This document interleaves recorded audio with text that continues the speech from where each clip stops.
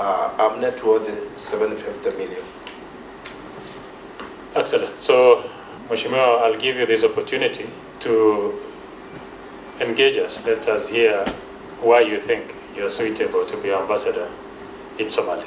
Proceed in 10 minutes or so. And the history of your life, your career, your experiences. Thank you, Honorable Chair, Honorable Members.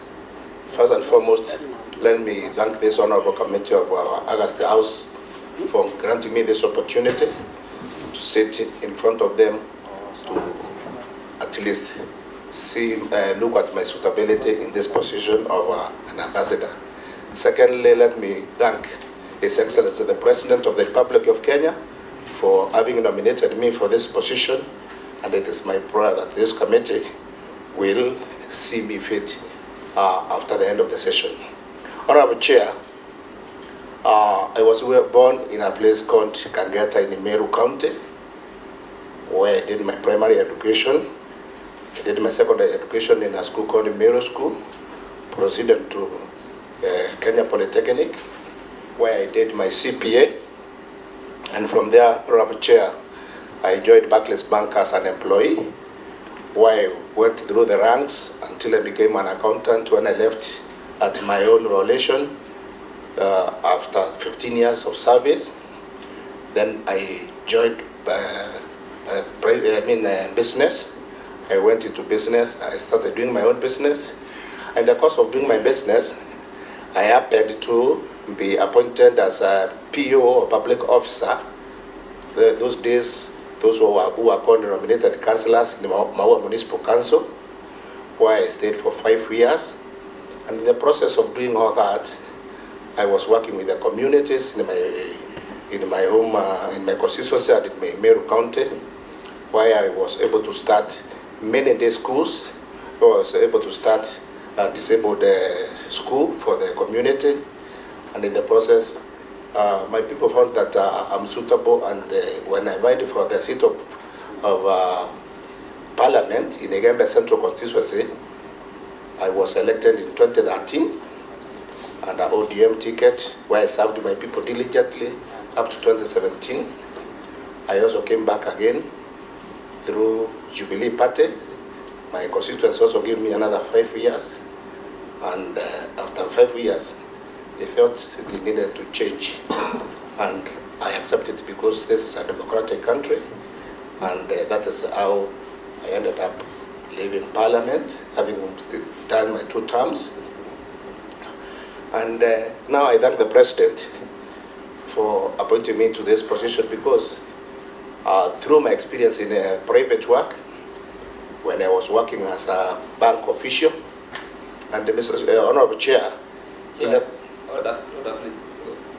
You know, Parliament is the House of Record, and I've been appointed, I'm nominated to be appointed, so those are semantics which I think we can deal with for the time being. I was going back and saying that before in my course of working for the community, I happened to be elected as a vice chair of a circle in my community, which was collapsing, called the Biti Circle, and I was able to resuscitate that circle with the one Jason Kimboi, God rest his soul in peace, and that is how I got into Parliament. And now that I am here to be appointed by this committee to go and serve my people in the Republic of Somalia, one, it's a great honor. Secondly, my appointment is a bit unique because I'm going to serve in a neighboring country, because I know many other colleagues of mine are going far away. But here I'll be serving my neighbors, where there's the honest duty of seeing that we live as harmoniously as possible.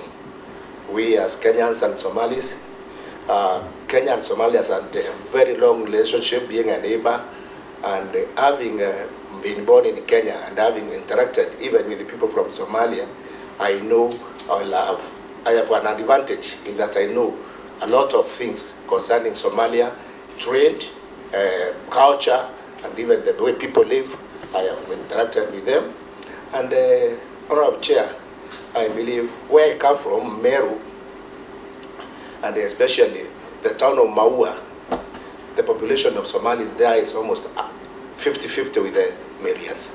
And I have lived with them very amicably, and I know them.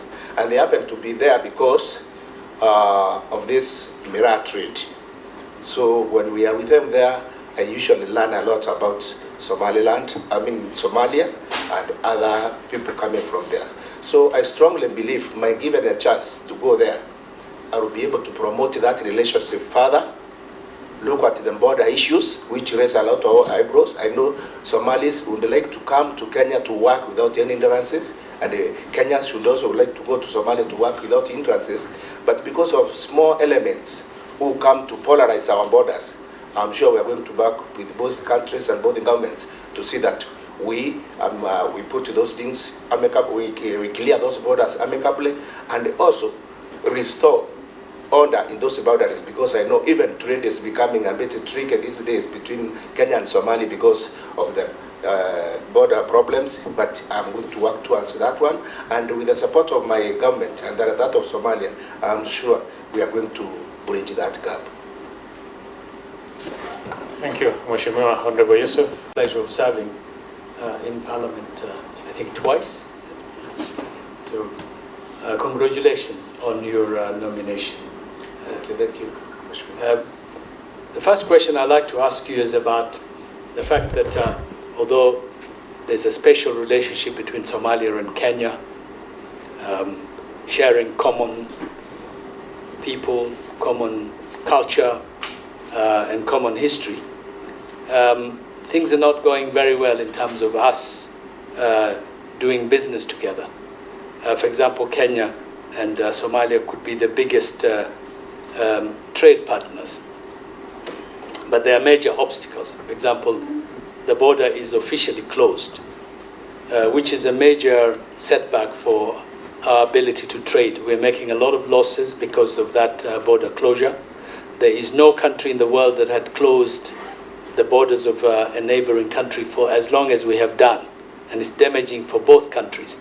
So if you are to be appointed, what steps would you be taking to ensure that in fact we have the official border crossings open so that we can do legal trading transactions, we can have movement of people up and down the country between the two countries?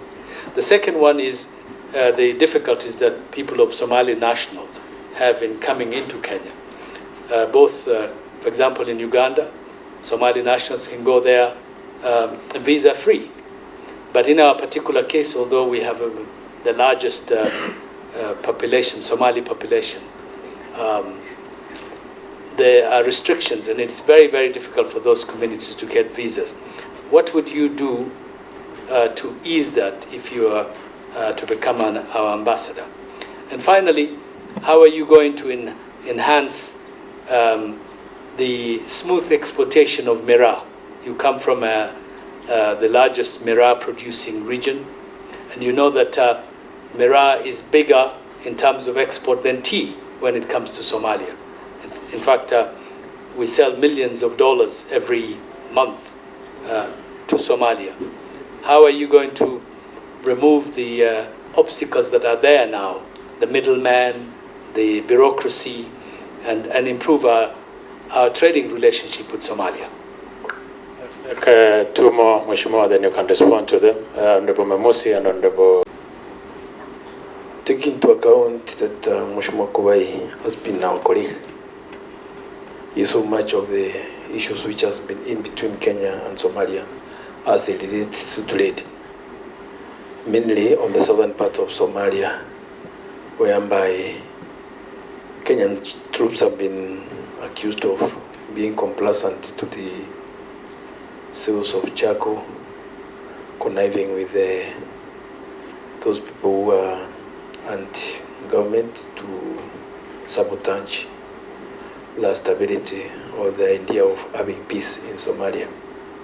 Now, being an ambassador, if this committee approves you, what role or how are you going to juggle in between what is taking place in southern part of Somalia, where we have our defense forces, and come out clean or know the truth about what has been arranged before as an ambassador in that country.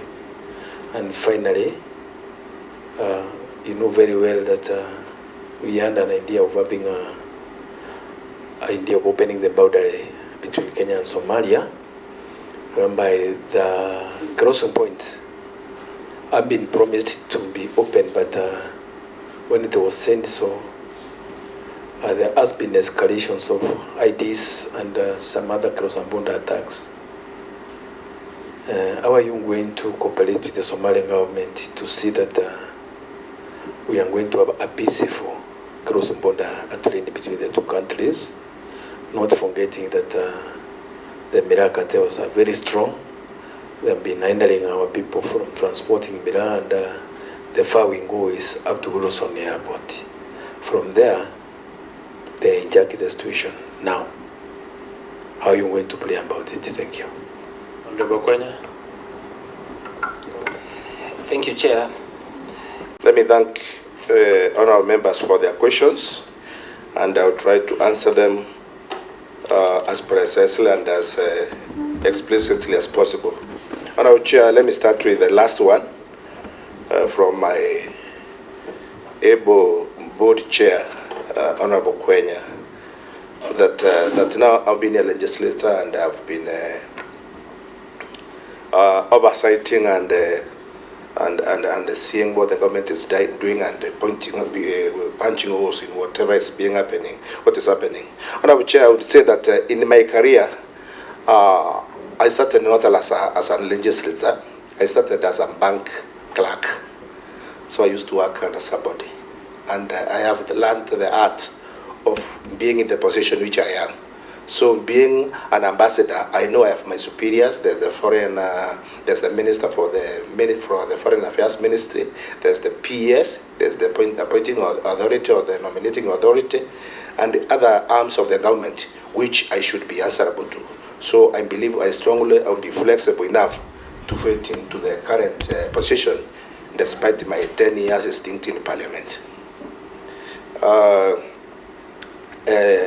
Honourable Kirema asked that there's volatile on grounds or spots in the southern part of Somalia, which is true, and that is where we have got our forces there under the OAU, which I am meant to understand they are planning to leave the place in 2024 December, and personally, because I've not been there, I believe that once I get there, I will try to explore, because there's a year to go, and try to learn exactly how far they have restored peace there, what they have so far done. If we withdraw these officers from Somalia, how safe will be our borders? How will be Somalia itself? How Somalia itself will really be safe? And if Kenya itself will be safe.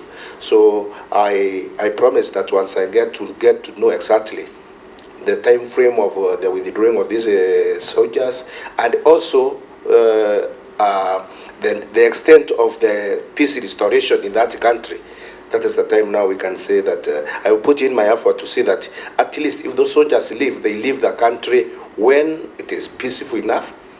And if they have to stay, they don't overstay without doing any much. And also, those pockets of those people who bring insecurity, sometimes I believe in dialogue. We can get even these people and sit with them and discuss and see what is your problem. Why do you want to go this direction? How can we live out fighting to the end of the days? Why don't we sit down and agree on 1, 2, 3? And I believe I have some qualities of arbitration as a during check and I can put my foot forward and see that those things happen. I don't know if Njurejeka applies in diplomacy. A lot of it, Honourable Chair.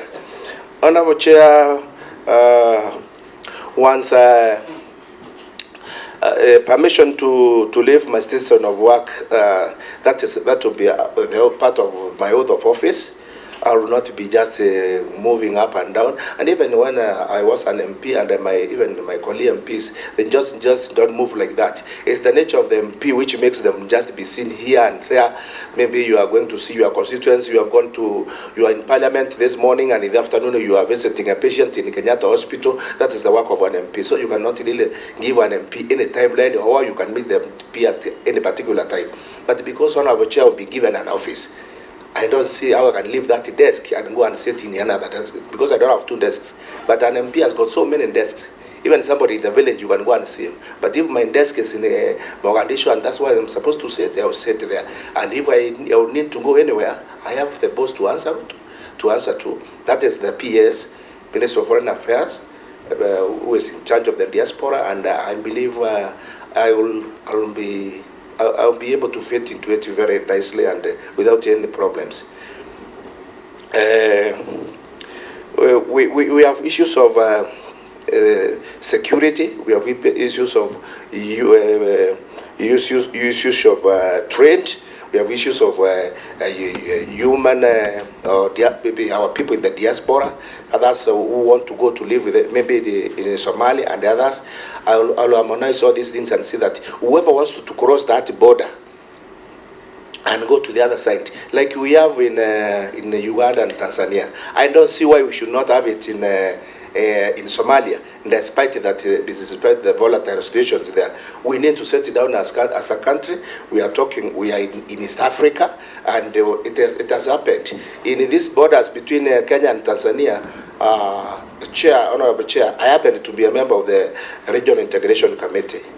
In the 2 terms of parliament I've been there, I was in that committee. And we used to visit these borders, and we used to sit down and see why should Uganda not come to Kenya without any problem, and why should Tanzania not go to Kenya without any problem, or Kenya to Tanzania without any problem. And we worked on protocols which happened to open up those borders, and now as Tanzanian or Kenyan or Ugandan or Kenyan can cross that border without any problem. And I'm happy to that the president the other day pronounced himself that is going to make Kenya a visa-free country when he was, I think, in Brazzaville. And if we go with that commitment, we would like to see a situation whereby a Somali person from Somali should not have any problem when coming to Kenya, and especially that we are dealing in the same trade with them. And if we happen to open those borders and we have them coming to us and trade with us, even the gates for selling more Miraa will come in, and they might also bring in more goods to our country, more than we can get. The idea here is to sit with both the Minister of Foreign Affairs and Minister of Trade, or for both sides, and put a framework where we can work together and see that if people from Somalia have got this to offer to us, and we have what to offer to them, we should have a balanced trade.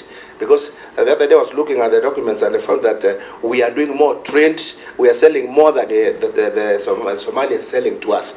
And there could be a feeling that where we sending more to you, and you are not opening this and this border, or we are getting these bottlenecks.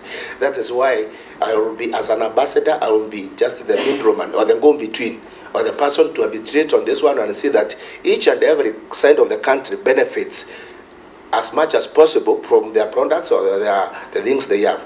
We have instances where maybe a Kenyan would like to go and work in Kisimayu or in Mogadishu and live there and live happily as ever after. We don't have any problem because one is a small village, and also we can have, as we have Somalis living in Maua, living in Meru, living in Nairobi, that I know most of them were Kenyan Somalis, but even those ones, if they are coming in good faith, we don't have to deny them the fact that they should live with us, because I don't know, we talk of the one that are suburb. We can't say that Somalis are a suburb. A suburb are individuals. Even if there's a thief in the village, you can't say that everybody in that village is a thief. We have got very good Kenyans there. I mean, very good Somalis who are working for a living, and they have money, and would like to get that money. We can give them opportunities to come and invest here. But then we should have a framework to remove now those pests which are derailing us from achieving this integration. Thank you, Chair. I hope I don't know. Vice Chair. Honourable members, thank you for your comments, Honourable Vice Chair. And in my answering the other questions, I mentioned this withdrawal on a lighter touch.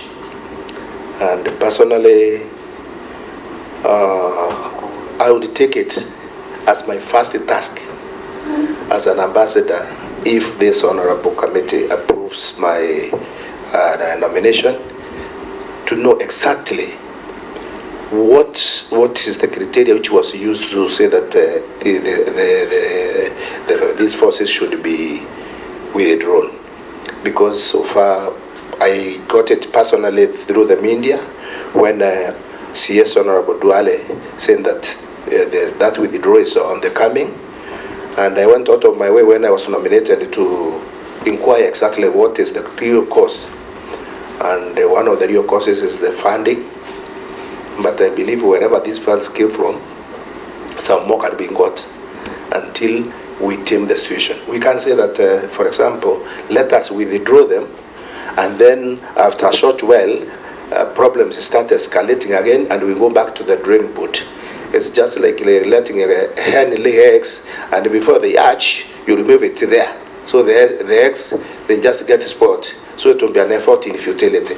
Personally, I am taking it as a challenge to see if we can own them there further for the better of our two countries, let it be. But if there is enough reason to see that we are safe enough and we can have them go withdrawn and we live happily ever after, well and good.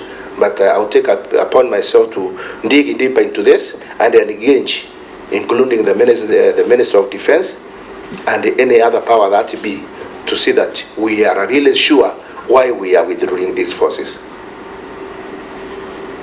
So finally, Honorable Chair, Honorable members, let me take this opportunity to thank you very much for giving me this audience. I believe I have given a good account of myself, and I strongly believe, given this chance, I will be a game changer in this particular part of our African continent, especially the Horn of Africa. And given my background and the way I've been closely related to these people, I know I have it's a tall order, but I know I'll make it. And I won't let this committee down, I won't let the government down, and I will be a good ambassador. I will be the face of our country in that sister country of ours, and I'll make sure that the time I'll be given to be there to make a difference for the good of these two good sister countries. Thank you, and may God bless you. Thank you very much, Mheshimiwa. That was, you end our session.